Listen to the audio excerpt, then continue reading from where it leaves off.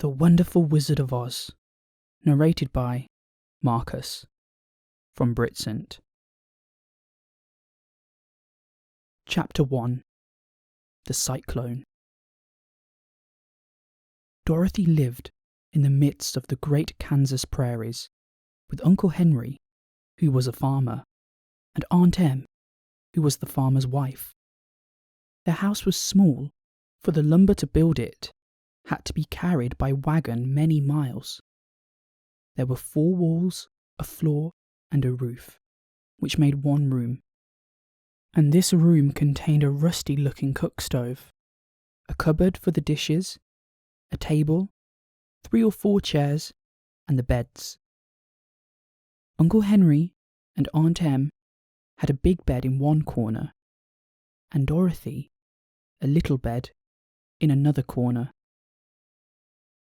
There was no garret at all, and no cellar except a small hole dug in the ground, called a cyclone cellar, where the family could go in case one of those great whirlwinds arose, mighty enough to crush any building in its path. It was reached by a trap door in the middle of the floor, from which a ladder led down into the small, dark hole. When Dorothy stood in the doorway and looked around, she could see nothing but the great grey prairie on every side. Not a tree nor a house broke the broad sweep of flat country that reached to the edge of the sky in all directions. The sun had baked the ploughed land into a grey mass, with little cracks running through it. Even the grass was not green, for the sun had burned the tops of the long blades until they were the same grey colour to be seen everywhere. Once the house had been painted, but the sun blistered the paint and the rains washed it away, and now the house was as dull and grey as everything else. When Aunt Em came to live there when she was a young, pretty wife, the sun and wind had changed her too. They had taken the sparkle from her eyes and left them a sober grey. They had taken the red from her cheeks and lips, and they were grey also. She was thin and gaunt, and never smiled now. When Dorothy, who was an orphan, first came to her, Aunt Em had been so startled by the child's laughter that she would scream and press her hand upon her heart whenever Dorothy's merry voice reached her ears. And she still looked at the little girl with wonder that she could find anything to laugh at. Uncle Henry never laughed. He worked hard from morning till night, and did not know what joy was. He was grey also, from his long beard to his rough boots, and he looked stern and solemn, and rarely spoke.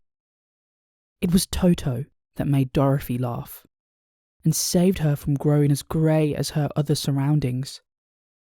Toto was not grey.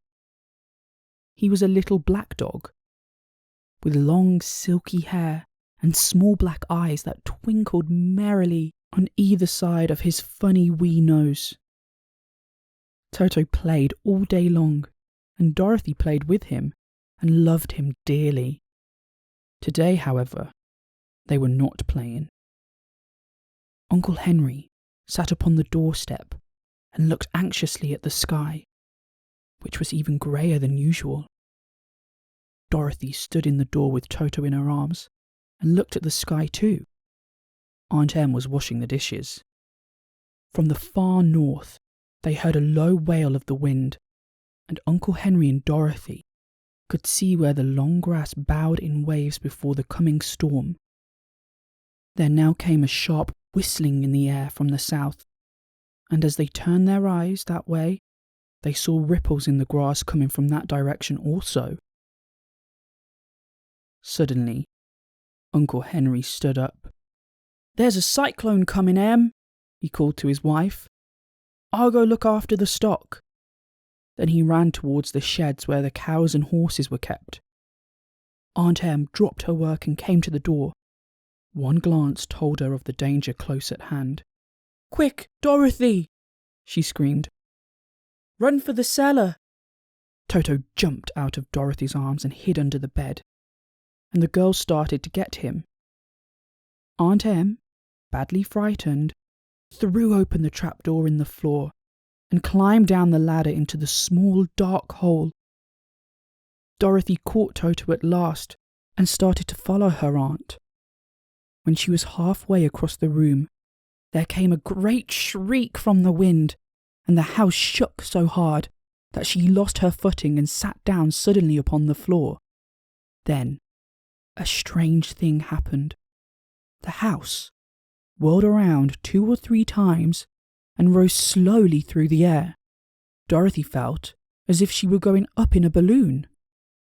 The north and south winds met where the house stood and made it the exact centre of the cyclone.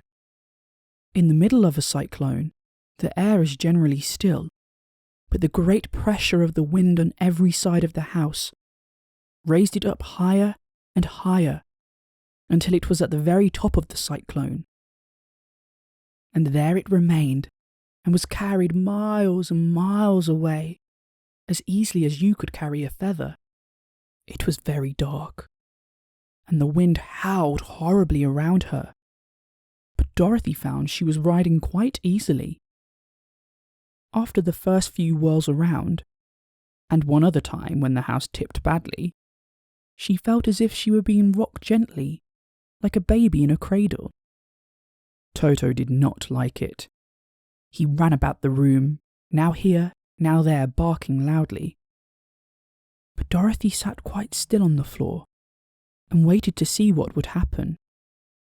Once, Toto got too near the open trapdoor and fell in, and at first the little girl thought she had lost him. But soon she saw one of his ears sticking up through the hole, for the strong pressure of the air was keeping him up, so that he could not fall. She crept to the hole, caught Toto by the ear, and dragged him into the room again, afterward closing the trapdoor so that no more accidents could happen. Hour after hour passed away, and slowly Dorothy got over her fright. But she felt quite lonely, and the wind shrieked so loudly all about her that she nearly became deaf. At first, she had wondered if she would be dashed to pieces when the house fell again.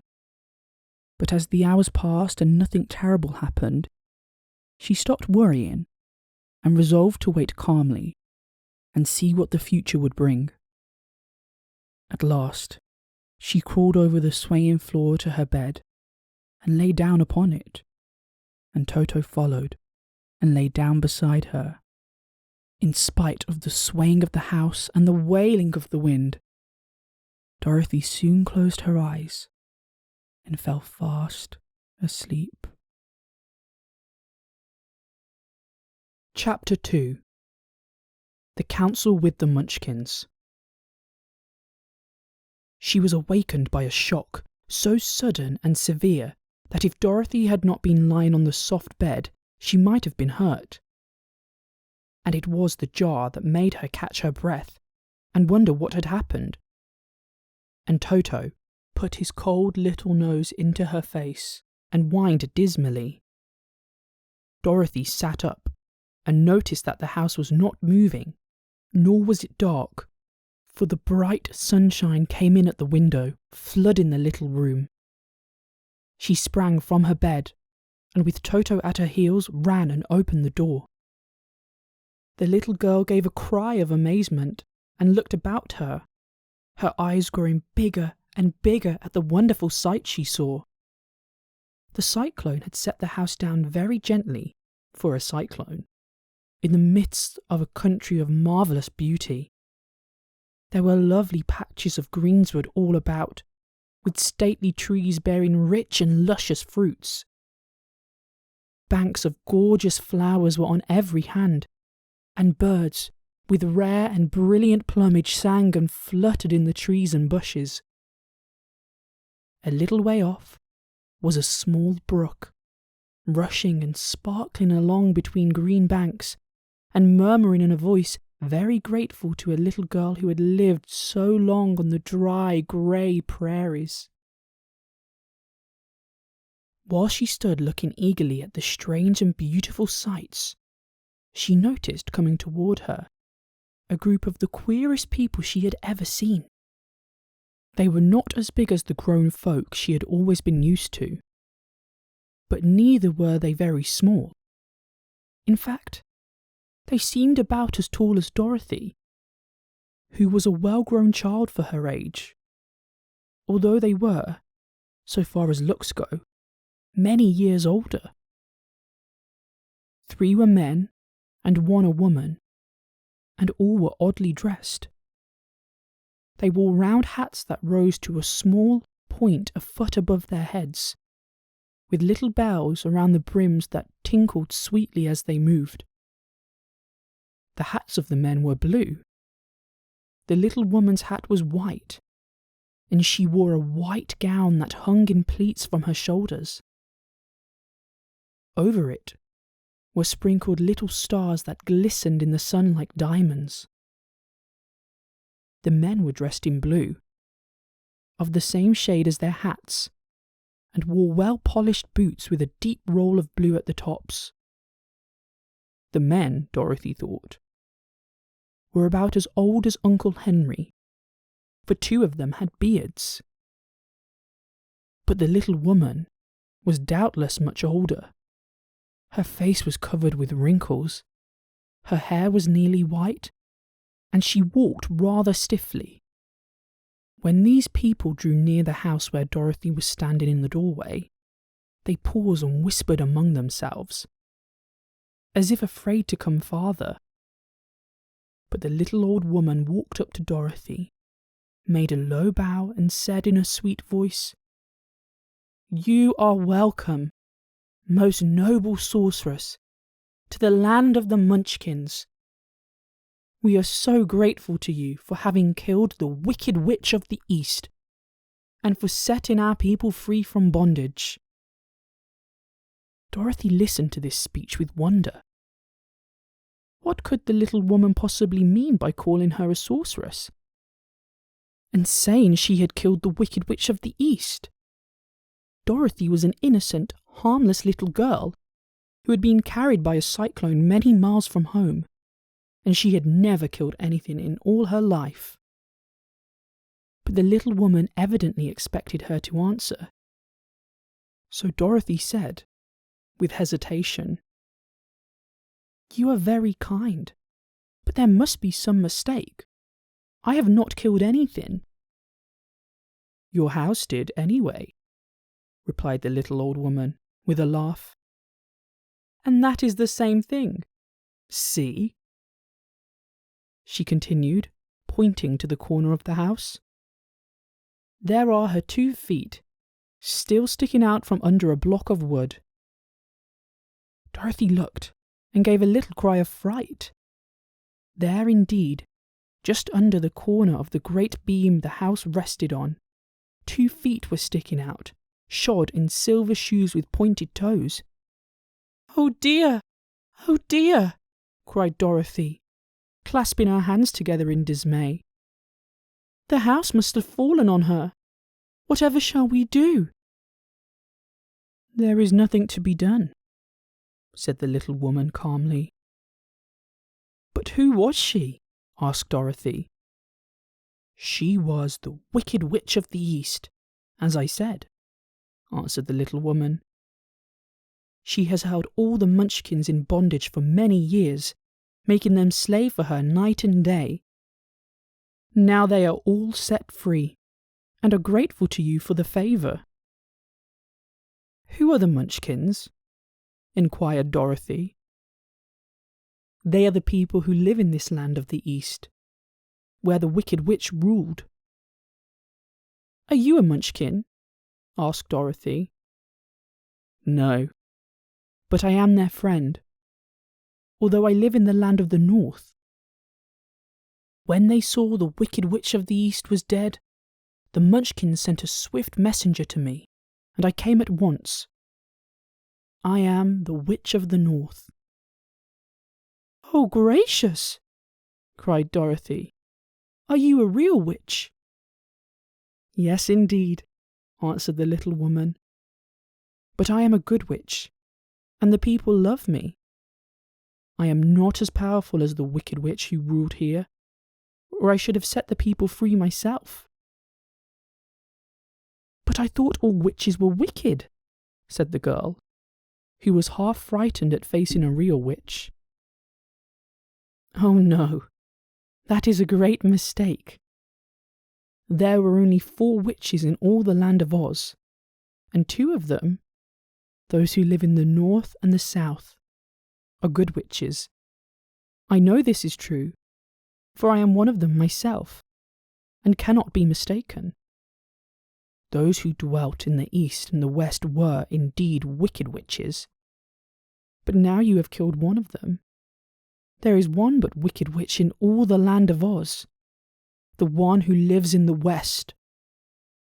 "But," said Dorothy after a moment's thought, "Aunt Em has told me that the witches were all dead, years and years ago."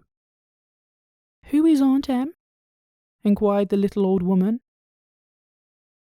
"She is my aunt who lives in Kansas, where I came from." The Witch of the North seemed to think for a time, with her head bowed and her eyes upon the ground. Then she looked up and said, "I do not know where Kansas is, for I have never heard that country mentioned before.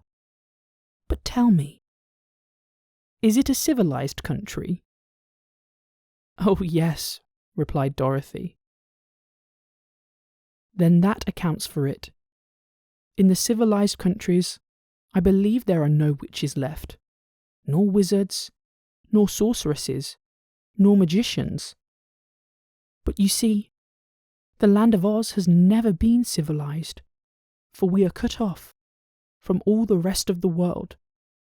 Therefore, we still have witches and wizards amongst us." "Who are the wizards?" asked Dorothy. "Oz himself is the great wizard," answered the witch, sinking her voice to a whisper. "He is more powerful than all the rest of us together. He lives in the City of Emeralds."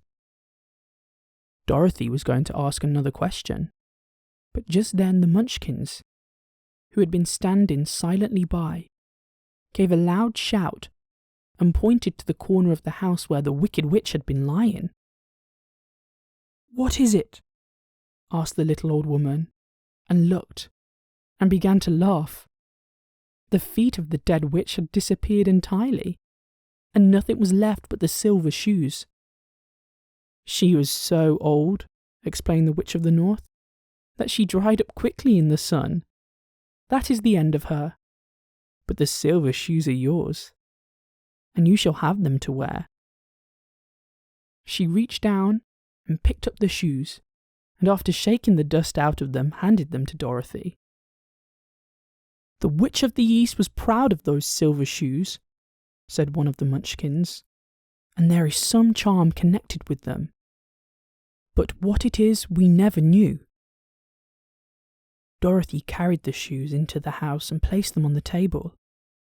Then she came out again to the Munchkins and said, "I am anxious to get back to my aunt and uncle, for I am sure they will worry about me. Can you help me find my way?" The Munchkins and the witch first looked at one another, and then at Dorothy, and then shook their heads. "At the east, not far from here," said one, "there is a great desert, and none could live to cross it." "It is the same at the south," said another, "for I have been there and seen it. The south is the country of the Quadlings." "I am told," said the third man, "that it is the same at the west. And that country, where the Winkies live, is ruled by the wicked witch of the west, who would make you her slave if you passed her way." "The north is my home," said the old lady, "and at its edge is the same great desert that surrounds this land of Oz. I'm afraid, my dear, you will have to live with us." Dorothy began to sob at this, for she felt lonely among all these strange people, Her tears seemed to grieve the kind-hearted Munchkins, for they immediately took out their handkerchiefs and began to weep also. As for the little old woman, she took off her cap and balanced the point on the end of her nose while she counted 1, 2, 3 in a solemn voice. At once the cap changed to a slate, on which was written in big white chalk marks, "Let Dorothy go to the City of Emeralds." The little old woman took the slate from her nose, and having read the words on it, asked, "Is your name Dorothy, my dear?" "Yes," answered the child, looking up and drying her tears. "Then you must go to the City of Emeralds. Perhaps Oz will help you." "Where is this city?" asked Dorothy. "It is exactly in the centre of the country, and is ruled by Oz, the great wizard I told you of." "Is he a good man?" inquired the girl anxiously. "He is a good wizard. Whether he is a man or not I cannot tell, for I have never seen him." "How can I get there?" asked Dorothy. "You must walk. It is a long journey through a country that is sometimes pleasant and sometimes dark and terrible. However, I will use all the magic arts I know to keep you from harm." "Won't you go with me?" pleaded the girl, who had begun to look upon the little old woman as her only friend. "No, I cannot do that," she replied. "But I will give you my kiss, and no one will dare injure a person who has been kissed by the Witch of the North." She came close to Dorothy and kissed her gently on the forehead. Where her lips touched the girl, they left a round, shining mark, as Dorothy found out soon after. "The road to the City of Emeralds is paved with yellow brick," said the witch, "so you cannot miss it. When you get to Oz, do not be afraid of him, but tell your story and ask him to help you. Goodbye, my dear." The 3 Munchkins bowed low to her and wished her a pleasant journey, after which they walked away through the trees. The witch gave Dorothy a friendly little nod, whirled around on her left heel 3 times, and straightway disappeared, much to the surprise of little Toto, who barked after her loudly enough when she had gone, because he had been afraid even to growl when she stood by. But Dorothy, knowing her to be a witch, had expected her to disappear in just that way, and was not surprised in the least.